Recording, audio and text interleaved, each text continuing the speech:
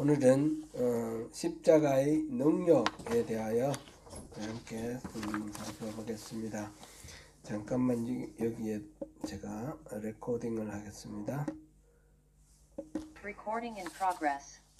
주님과의 친밀한 교제의 삶을 위해서 반드시 십자가에 의한 삶을 살아야 합니다.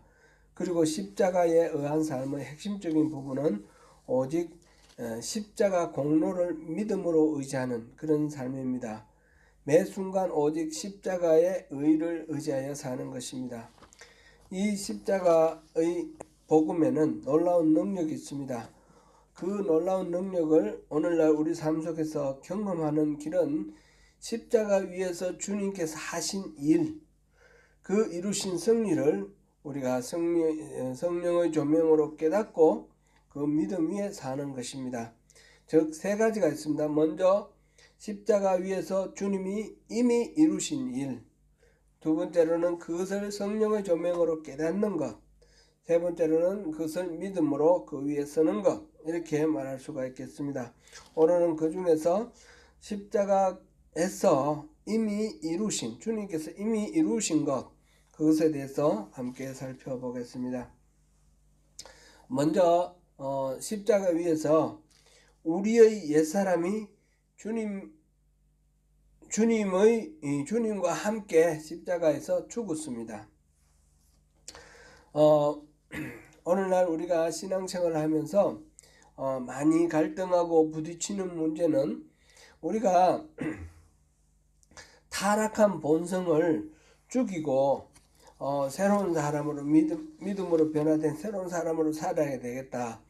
그래서 부단한 노력을 하는데 아무리 해봐도 이 옛사람이 죽지 않는 것 같습니다. 그래서 참 어렵습니다. 그러나 우리가 지금 깨달아야 될 것은 우리의 옛사람을 우리가 지금 죽여야 되는 것이 아니라 우리의 옛사람은 십자가에서 죽었다는 사실을 확인하는 것입니다. 그것이 우리가 승리를 할 수 있는 비결입니다.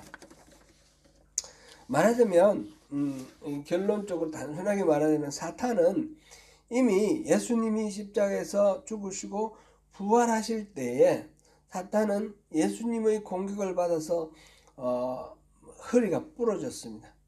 그러니까 전신마비가 됐습니다. 살아있는 것은 사탄이 살아있는 것은 입뿐입니다. 입만 살아서 우리에게 계속 거짓말을 하고 참소하고 속입니다. 넌 안 돼, 넌 안 돼, 너 왜 또 이래? 그러면서 계속해서 우리를 속일 때에 우리가 이미 이 전쟁은 끝난 것이고 예수님께서는 승리하셨다는 사실을 알고 이 사탄의 속임에 넘어가지 않는 것이 중요하다는 것입니다. 그래서 결론은 그거고요. 그래서 오늘 우리가 먼저 기억할 것은 우리의 옛사람은 이미 십자가에서 예수님과 함께 죽었다라는 겁니다. 십자가에서 예수님이 죽으실 때 우리 옛사람이 죽었다라는 사실입니다. 오늘 로마서 6장 3절에서 7절까지 우리가 봉독했는데요. 무릇 그리스도 예수와 합하여 세례를 받은 우리는 그의 죽으심과 합하여 세례를 받은 줄을 알지 못하느냐, 이렇게 3절에 시작했습니다. 세례를 받았다라는 말, 세례를 받는 것은 언제 받습니까? 우리가 예수를 믿을 때 받죠. 믿음으로 고백하는 것이 바로 세례입니다. 세례는 예수님과 함께 연합해서 이 세례 침례는 그 전형적인 모습을 갖고 있고 세례는 그거를 이제 요약적으로 상징적으로 표상하는데, 침례는 물속에 쑥 잠겼다가 다시 올라오는 거 아닙니까? 우리가 보는 세례는 물을 뿌리는데 이 살수 뿌리는 것 자체가 이 침례와 똑같은 의미입니다. 물에 푹 잠겼다라는 것은 우리의 옛사람은 죽었다라는 겁니다. 다시 일어나는 것은 예수 그리스도의 부활과 함께 우리는 다시 살아났다는 겁니다. 우리가 나중에 종말에 다시 부활하는 게 아니라 이미 다시 부활을 했다는 라는 것을 말하는 것입니다. born again 할 때 우리 다시 태어났다, 이 말은 옛사람은 죽었고 새로운 삶, 위로부터 새로운 생명으로 우리가 다시 태어났다라는 것을 의미하는 것이고, 우리 예수를 믿고 본어게인 했다라는 것은 옛사람은 물에 빠져 죽었고 이제 예수님의 부활과 함께 내가 다시 살아났다, 이런 것이죠. 그게 이제 오늘 로마서 6장 3절에서 7절까지 말씀 지금 반복해서 하는 내용 아닙니까? 우리가 예수 그리스도의 죽으심과 함께 연합하여 죽었고, 또 마찬가지로 그의 부활과 같은 모양으로 연합한 자가 되어서 우리가 부활을 했다, 이 말입니다. 이렇게 함으로써 우리의 옛사람이 예수와 함께 십자가에 못 박혔다는 것은 더 이상 우리가 죄의 몸으로 죄에게 종로로 하는 그런 상태는 지나갔다라는 그런 의미입니다. 그러므로 성경을 믿는 우리가 예수를 믿을 때는 그런즉 누구든지 그리스도 안에 있는 자는 그러므로 누구든지 그리스도 예수 안에 있으면 새로운 피조물이라. 이전 것은 지나갔으니 보라 새 것이 되었도다. 우리 예수를 믿고 예수 안에 있을 때 우리는 옛사람은 죽었고 새로운 존재가 되었다라는 겁니다. 우리가 열심히 믿어가지고 새로운 존재가 되어야 하겠다라는 그게 우리의 목표가 아니고, 예수를 믿음으로 우리는 새로운 존재가 되었습니다. 여기서 명백한 것은 우리는 이미 예수님과 함께 십자가 위에서 옛사람은 죽었고 이제 새로운 존재로 변화되었다. 옛사람은 다른 말로 우리 성경에 보면 육신으로도 나오고 그런데 그 특징이 뭡니까? 옛사람의 특징은 자기중심적인 겁니다. 자기중심적. 우리가 율법주의, 기복주의, 인본주의, 이렇게 세 가지 특성으로 얘기를 했는데, 끊임없이 모든 것들의 중심에 자기를 두는 것, 자기의 어떤 의와 능력과 노력 이런 걸 통해서 자기의 행복, 자기의 복을 추구하는 것, 그리고 그 방법은 자기의 경험이나 자기가 배운 대로 이렇게 하는 것. 이게 이제 세 가지 잘못되어 있는 거죠. 율법주의는 자기의 능력, 자기의 의로 이 방법, 수단이 그 어떤 소서, 근원이 바로 자기에게 있는 것을 말하는 것이고, 그 다음에 목적이 자기의 만족, 행복, 이 기복주의죠. 이거고, 인본주의는 자기의 수단, 자기의 경험이나 그 배운 학식이나 이런 것을 통해서 하는 것. 그래서 율법주의, 기복주의, 이 인본주의로 우리가 이제 여러 번 우리 정리를 해봤는데, 이 모든 것들의 핵심은 뭡니까? 중심에 자기가 있는 것입니다. 자기가 있는 것. 이거는 신앙생활 아무리 열심히 해도 이거는 자기중심적이고 옛사람이고 이거는 잘못된 겁니다. 육신인 것입니다. 이거는 믿음이 성숙하지 못한 것이고, 고린도전서에서 말하는 그 밥을 먹지 못해서 죽으로만 먹는 믿음이 연약한 단계, 그런 셈이 되는 거죠. 그러므로 이 자기중심성, 이것을 벗어나야 되는 것입니다. 이 자기중심성, 이게 이제 옛사람입니다. 그러면 어떻게 됩니까? 그 중심에 항상 하나님을 모셔야 되는 겁니다. 하나님의 모든 그 신앙생활의 근원은, 소스는 하나님의 은혜로 해야 되는 것이고, 또 목적은 하나님의 기쁨을 위해서, 하나님의 만족을 위해서 하는 것이고, 방법은 뭡니까? 수단과 방법은 하나님이 가르쳐 주신 방법으로. 그게 바른 신앙이 되는 거죠. 이렇게 돼야 되는데, 자기중심적인 거, 이 옛사람인데, 우리가 예수를 믿을 때에 이 옛사람은 십자가에 달려 죽었다는 거죠. 예수님과 함께 죽은 거. 이거를 우리가 확인해야 되는 것입니다. 두 번째로 우리가 생각해야 될 거는, 이 예수님과 함께 우리의 옛사람 십자가에 달려 죽었을 때에, 그럴 때에 하나님이 우리에게 요구하시는 모든 율법적인 요구가 성취되었다라는 것입니다. 골로새서 2장 14절을 우리 같이 한번 읽어보겠습니다. 골로새서 2장 14절.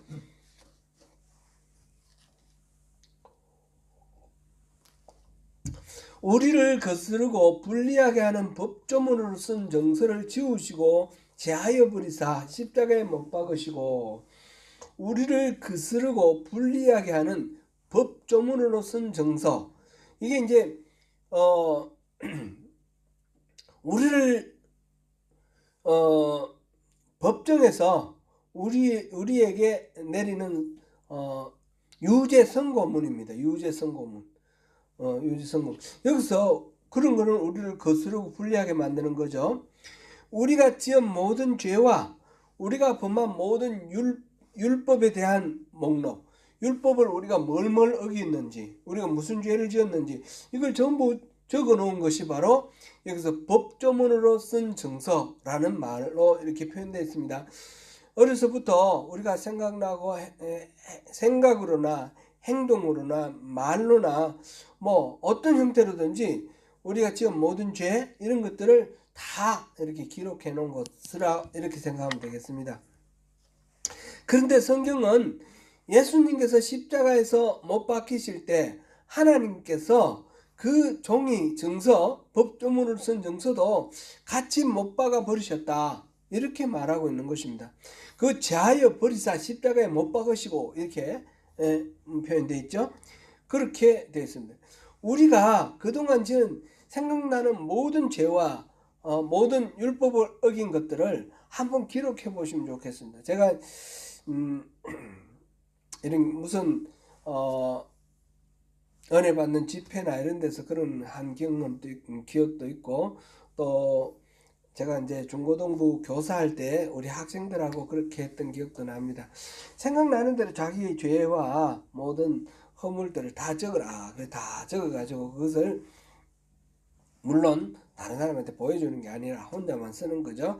적어가지고 그것을 이렇게 화단에 묻었던 적이 있습니다. 화단에 묻어놓으면 좀 찜찜한 것 같은데 다 불태워버려도 상관없고요. 그걸 다 적어가지고 그것을 예수님께서 그걸 십자가에 달려 죽으실 때 하나님께서 우리의 그 모든 그 정서, 그것도 다 못 박아서 버리셨다라는 겁니다. 하나님께서 우리를 대적하고 있는 모든 율법의 요구를 십자가를 통해서 다 이루셨기 때문에, 우리에게 요구하는 그 모든 율법 요구를 이루셨기 때문에 예수님 안에서 우리는 모든 유업을 자유롭게 누리도록 해주십니다. 갈라디아서 3장 13절 14절을 보시겠습니다. 갈라디아서 3장 13절 14절.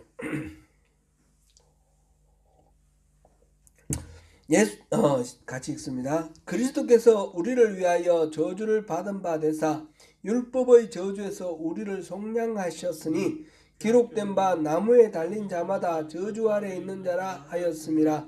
이는 그리스도 예수 안에서 아브라함의 복이 이방인에게 미치게 하고 또 우리로 하여금 믿음으로 말미암아 성령의 약속을 받게 하려 함이라. 아멘. 그리스도께서 십자가에 달려 죽으셨는데, 신명기에 보면 십자가에 달려 죽었다는 말은 저주를 받았다, 그런 뜻입니다. 그렇죠? 그러니까 예수님께서 십자가에 달려 죽으신 이유는 우리를 위해서 저주를 받으신 거라는 거죠. 그런데 예수님께서 이렇게 저주를 받으신 이유는 뭔가? 그것은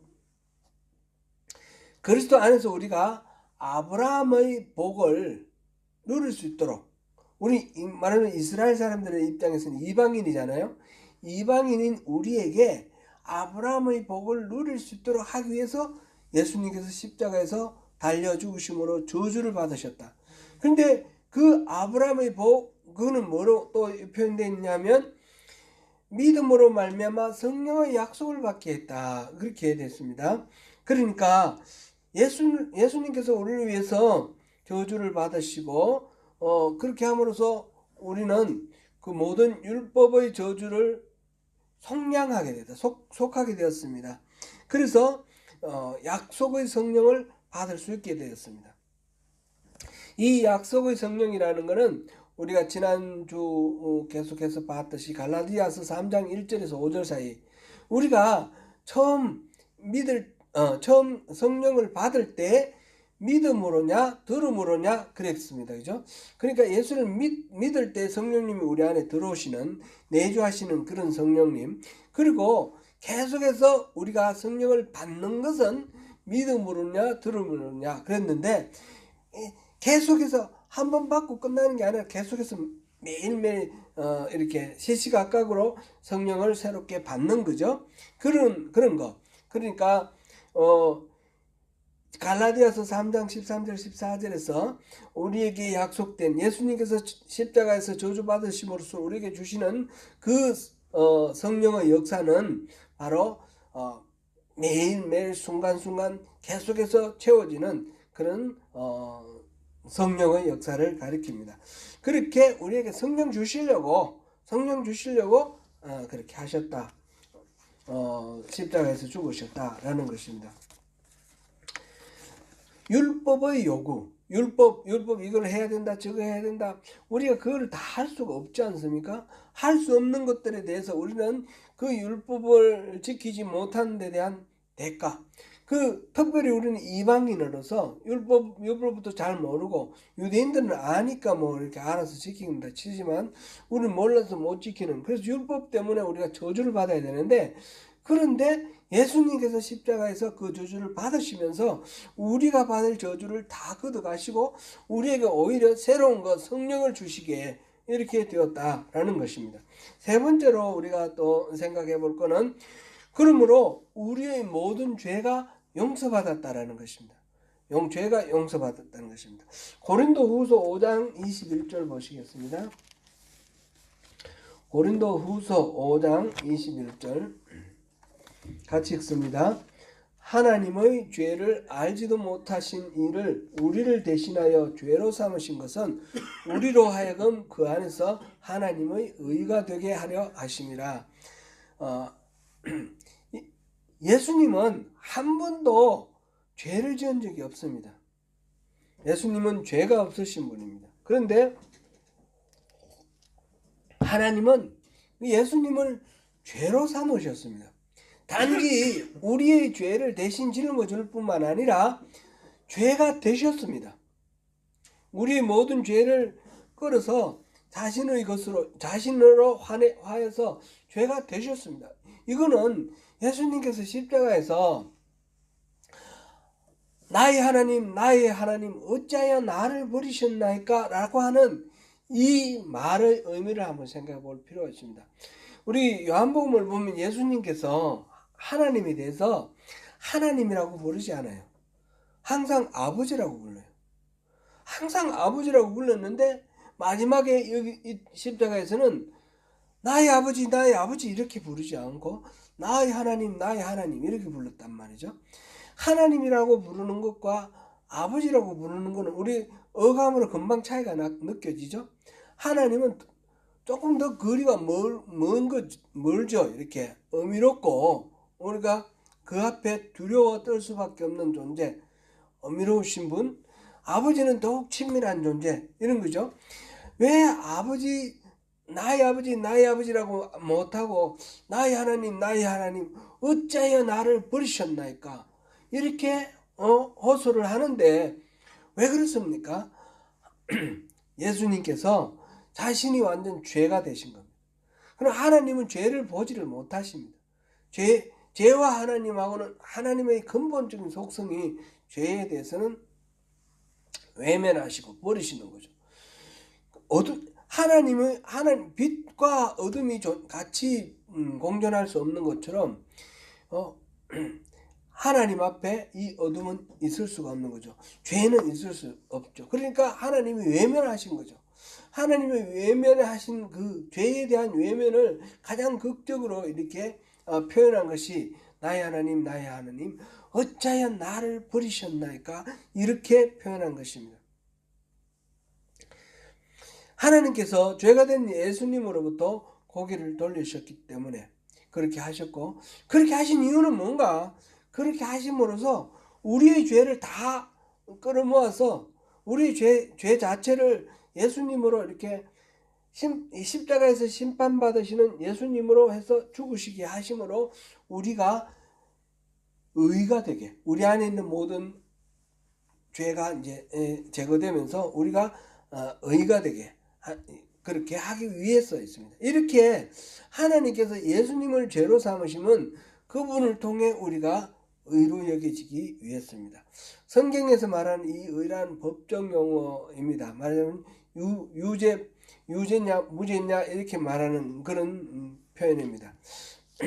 재판장이 있고, 지금 재판장은 하나님, 그 다음에 검사가 있습니다. 검사는 율법입니다. 율법이 우리에게 우리 피고는 우리입니다. 우리를 이렇게 이제 재판하는데 하나님 앞에 이 율법이 검사가 얘는 몇 년 몇 월 며칠 뭘 잘못했고 뭘 잘못 끊임없이 얘기를 쭉 모든 우리의 죄를 나열해서 보고를 할 때 하나님이 물어보실 겁니다. 너 이런 죄를 지었냐? 우린 뭐라고 그래야 됩니까? 할 말이 없습니다. 우리는 다 죄 지은 게 사실이니까. 그랬을 때에 우리는 그냥 고개를 숙이고 있을 때에 그때 옆에 있었던 예수님이 변호사이신 예수님이 말씀하십니다. 의로우신 재판장님이신 아버지여, 송명은이가 그 모든 죄를 지은 것은 사실입니다. 그러나 제가 저 송명은의 죄를 위해서 십자가에 달려 죽었습니다. 그렇게 변호를 합니다. 그러면 하나님께서 선포하십니다. 송명은은 그 모든 죄를 지어 영원히 죽어야 마땅하지만 내 아들 그리스도 예수로 인해서 예수가 그를 위해 죽었기 때문에 그 죄값은 다 지불했다. 그러므로 송명은의 죄는 다 용서받았다라고 선포를 하는 것입니다.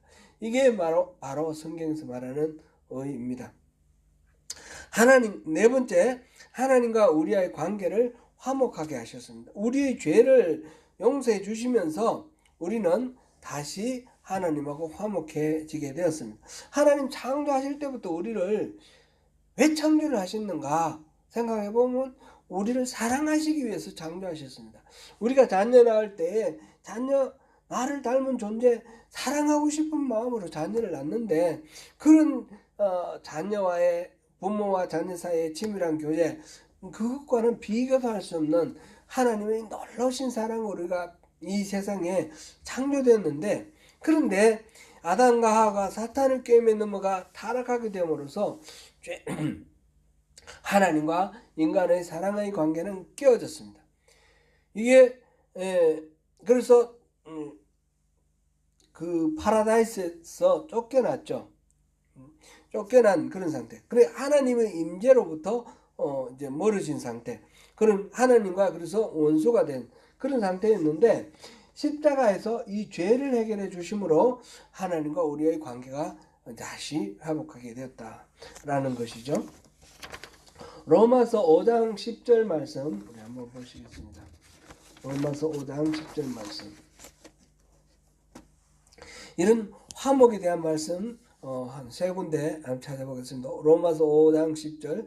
곧 우리가 원수 되었을 때에 그의 아들의 죽으심으로 말미암아 하나님과 화목하게 되었은즉 화목하게 된 자로서는 더욱 그의 살아나심으로 말미암아 구원을 받을 것이라. 하나님과 우리 어둠과 빛과 어둠이 공존할 수 없는데 우리 안에 있는 모든 어둠 죄를 예수님께서 도말해 주셨기 때문에 우리는 다시 빛이신 하나님 앞으로 갈 수 있게 되었다는 거죠. 그렇게 화목하게 된 화목을 위해서 예수님께서 십자가를 지신 것이죠. 고린도 후서 5장 18절 다시 보시겠습니다. 같이 읽어봅니다. 모든 것이 하나님께로서 났으며 그가 그리스도로 말미암아 우리를 자기와 화목하게 하시고 또 우리에게 화목하게 하는 직분을 주셨으니 하나님과 우리 사이를 화목하도록 하나님께서 그렇게 우리에게 화목하게 해주시고 동시에 우리에게 화목하게 하는 직책을 우리에게 주셨습니다. 직분을. 골로새서 1장 20절에서 22절 보시겠습니다. 골로새서 1장 20절에서 22절 같이 읽습니다.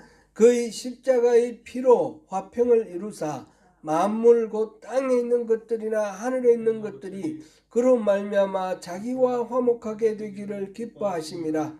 전에 악한 행실로 멀리 떠나 마음으로 원수가 되었던 너희를 이제는 그 육체의 죽음으로 말미암아 화목하게 하사 너희를 거룩하고 흠없고 책망할 것이 없는 자로 그 앞에 세우고자 하셨으니. 아멘. 예수님의 그 십자가를 통해서 하나님께서는 화목을 회복시킨 것입니다. 하나님과 우리 사이를 화목시켰습니다. 여기에는 이 화목에는 하나님과 우리 사이의 화목만 있는 것이 아니라 우리에게 화목하게 하는 직책을 주심으로 이웃과 우리 사이에도 화목하는 그런 관계가 되었습니다. 우리가 다른 사람을 하나님과 화목하게 시키면 한 하나님을 아버지라 부르는 형제 자매로서 우리 서로도 화목하게 되는 거죠. 그것이 바로 십자가에서 나타났습니다. 하나님과 우리 사이 수직적인 화목, 그리고 수평적인 화목, 이웃과 우리 사이의 화목, 이것이 이루어졌습니다. 인류 역사에 존재했던 가장 큰 차별이 유대인과 이방인들의 차이입니다. 그 로마인들의 입장에서 로마인들이 그 바바리안 야만인들에 대한 그런 차별이 있는데, 그런데 야만인들도 얼마든지 보면 그 로마 시민으로서 보면 이렇게 많이 들어가죠. 그리고 그 인구의 대부분을 이루고 있던 노예들 중에서 보면 노예들은 대부분 바바리안들이죠.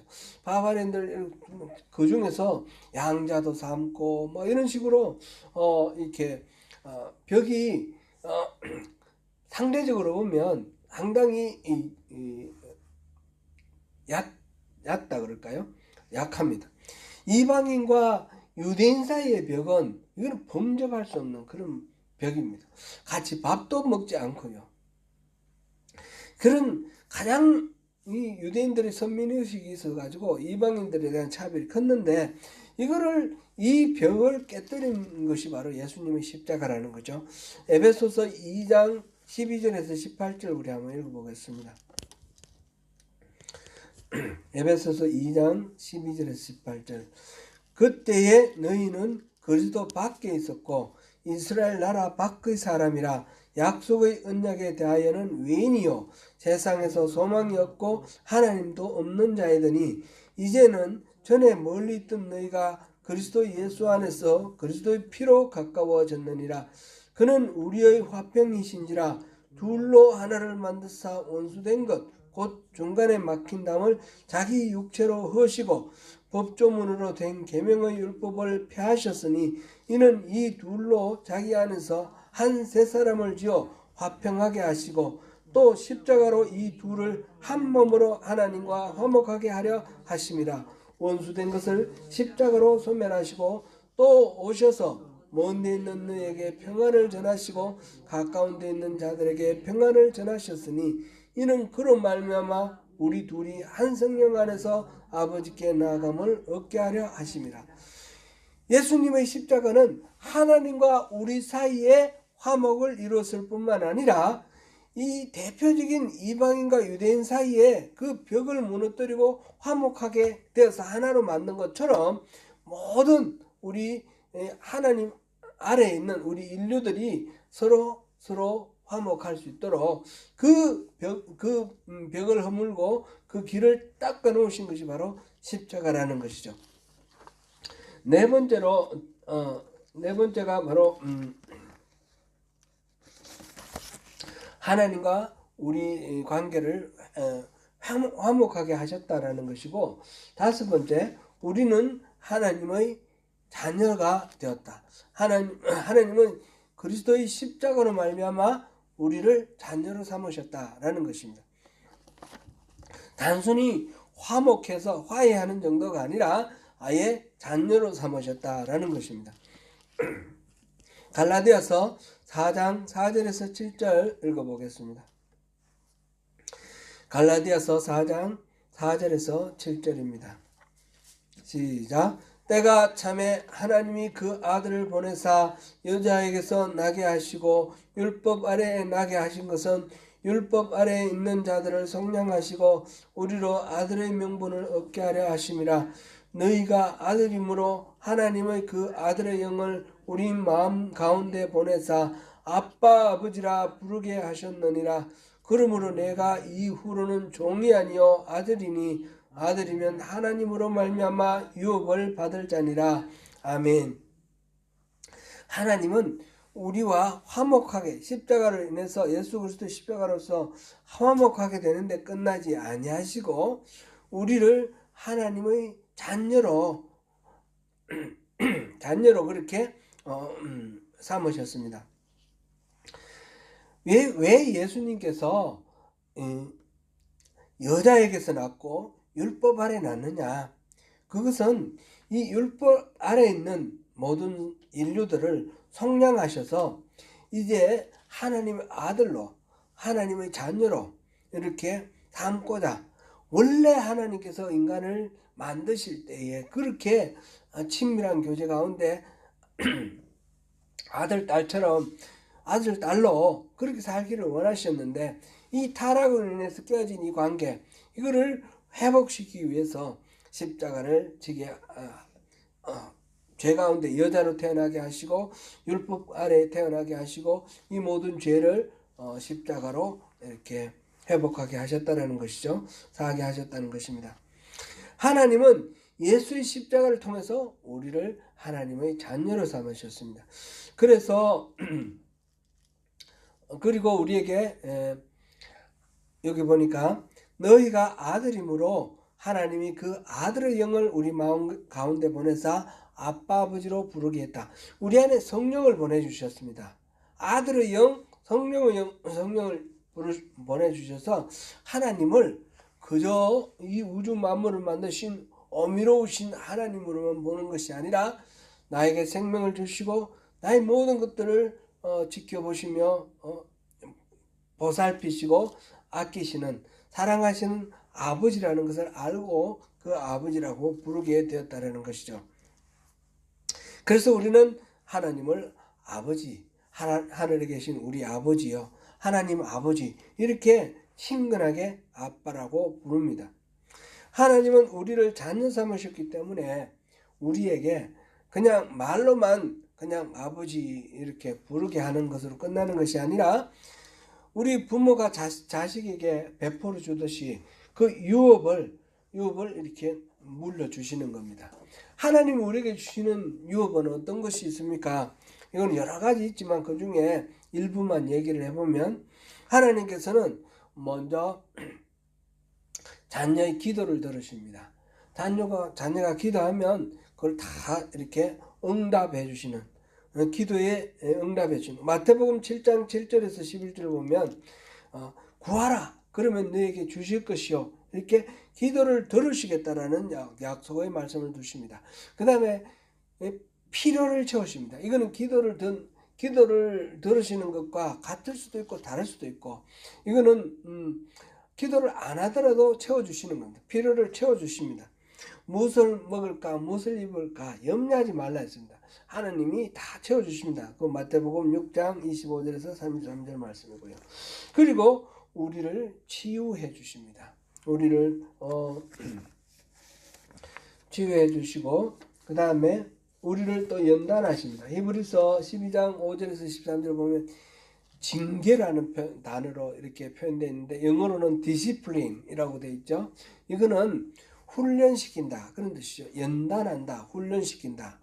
어떤 우리의 잘못이 있을 때 꾸지람하고 혼내고 하는 것은 그것으로 인해서 우리를 망하게 하려고 하는 것이 아니라 그것을 통해서 우리가 회개하고 돌이키고 하나님의 그 마음을 깨닫고 하나님께로 다시 돌아감으로 관계를 회복하는 그것이 목적이죠. 하나님께서는 우리를 자녀 삼으셨기 때문에 우리를 훈련하십니다. 연단하십니다. 또 우리에게 이 열방을 이렇게 다스리도록 그 권한을 주셨습니다. 성령을 또한 주셨습니다. 이제 오늘 우리가 살펴본 부분은 여기까지고요. 다음 주에 계속해서 십자가의 능력을 볼 텐데 오늘 우리가 본 거는 십자가에서 하나님이 이루신 것이 무엇인가? 다음 주에는 우리가 볼 거는 그 이루신 것을 우리가 알아야 되는데 우리가 그걸 그냥 어떻게 알 것인가? 결국은 하나님께서 우리에게 성령을 주셔서 성령의 조명으로 깨닫게 하시는 겁니다. 그리고 난 뒤에 우리가 그것을 믿음으로 그 위에 굳게 서는 것, 이것이 이제 다음 주에 우리가 볼 부분이고요. 오늘 본 부분은 우리가 우리 옛사람이 주님과 함께 십자가에서 죽었다라는 것. 그래서 율법이 요구하는 모든 것들은 다 이루어졌다라는 것. 그리고 죄가 용서되었다라는 것. 그리하여 하나님과 우리 사이에 깨어진 관계가 화목하게 되었고, 그리고 겉으로 우리를 단순히 화목한 것으로만 아니라 자녀 삼으셨다는 것을 우리가 살펴보았습니다. 이게 모든 것들이 다 십자가 위에서 이루어진 것입니다. 사랑하는 성도 여러분, 우리 주님은 십자가에서 이런 일을 이루셨습니다. 우리 옛사람이 주님과 함께 죽었고 율법의 요구를 다 이루셨고 우리 죄를 용서하셨으며 하나님과의 관계가 화목되었고 주님은 우리를 하나님의 자녀로 삼으셨습니다. 하나님의 자녀로서 하나님의 유업을 상속받았습니다. 우리 주님이 십자가에서 이루신 이 놀라운 은혜 속에서 승리의 삶을 사시는 저와 여러분 되시기를 축원합니다. 기도하겠습니다. 은혜로우신 하나님, 우리가 십자가 전적으로 모든 것들을 십자가를 의지하면서 살아가기를 원합니다. 우리 옛사람의 모든 속성을 십자가 아래에 다 내려놓기를 원합니다. 수고하고 무거운 짐들은 십자가 아래 내려놓고 주님이 우리와 함께 지기를 원하시는 그 주님의 멍에 주님과 함께하는 그 보조, 그것을 맞추면서 나아가는 그런 인생 되기를 원합니다. 그리하여 자기 중심적인 생각, 자기를 부인하고 십자가를 지고 주님을 따르는 가운데 주님께서 우리에게 허락하시는 모든 자유와 평강과 기쁨, 온전한 주님이 우리에게 허락하시는 만족을 누리면서 살기를 원합니다. 십자가 위에서 주님이 이루신 것들을 오늘 살펴보았습니다. 그 모든 것들을 우리가 잊지 아니하고 인식하는 가운데 그 하나님과 이루어진 그 화목으로 인해서 하나님의 자녀가 됐는데 여전히 죄 속에서 전전긍긍하며 숨어 사는 그런 어리석은 인생이 아니라 하나님의 자녀로서 하나님께 기도하고 간구하며 하나님 앞에 나아가 하나님 허락하시는 모든 것들을 누리며 살아가는 하나님의 자녀, 천국의 백성으로서 승리할 수 있도록 우리를 지켜주시고 도와주십시오. 예수님 이름으로 기도드립니다. 아멘.